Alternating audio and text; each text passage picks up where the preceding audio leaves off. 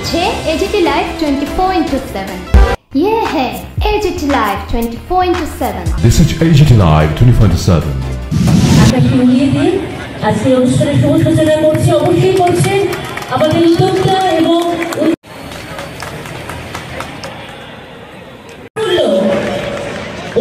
নম্বর এইসব জায়গার মধ্যে আমরা ন্যাশনাল লেভেলে আছি।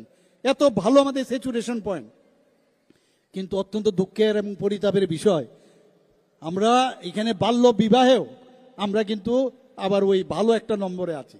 এখানের ভালো কিন্তু ভালো না, এখানকার ভালো মানে খারাপ। তো সেই জায়গায় আমি বলবো যেটা একটা অ্যালার্মিং সিচুয়েশন।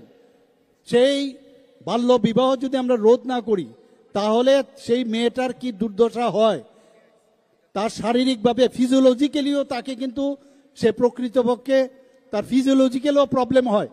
কিন্তু অনেক সময় দায় বদ্ধতার থেকে বাঁচার জন্য গার্জিয়ানরা তারা কি করে, মেয়েকে বিয়ে দিয়ে দিলাম, বাস একটা বিরাট একটা কাজ আমার হয়ে গেল, আর চিন্তা নেই।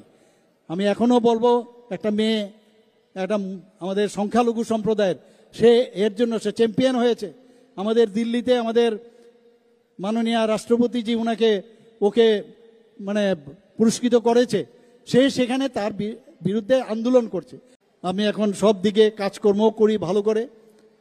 তো সে একটা আহ্বান রেখেছে, অর্থাৎ এই যে নিজেকে সেন্টার অফ অ্যাট্রাকশন করা, আনন্দ করা, বিভিন্নভাবে কথা বলা, ইফোরিয়া হওয়া, আমরা যেই বিভিন্ন পার্টির মধ্যে আমরা দেখি এই ধরনের আমাদের কাছে খবর আসে যে আজকে আনন্দ করতে হবে। আনন্দটা ঠিক আছে, কিন্তু আনন্দের পরে তো নিরানন্দের যে আগামী দিন হয় সেটা তো আমরা সবাই জানি। আমরা বিভিন্ন যখন ভোটের জন্য আমি বিভিন্ন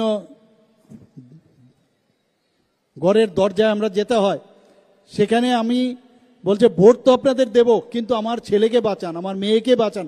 মেয়েরাও কিন্তু এখন ইনভলভ হয়ে গেছে এই ড্রাগসে। তখন এই জায়গার মধ্যে নিজেকে অসহায় বোধ হয়।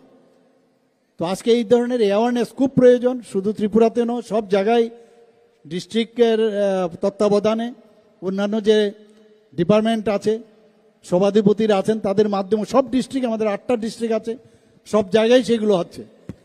কিন্তু এই ধরনের উদ্যোগ আজকে পশ্চিম জেলার যিনি সভাধিপতি আছেন এবং যিনি আমাদের ডিস্ট্রিক্ট ম্যাজিস্ট্রেট, এই ধরনের উদ্যোগ খুব প্রয়োজন। কিন্তু আজকের এই উদ্যোগ আজকে যেন শেষ না হয়।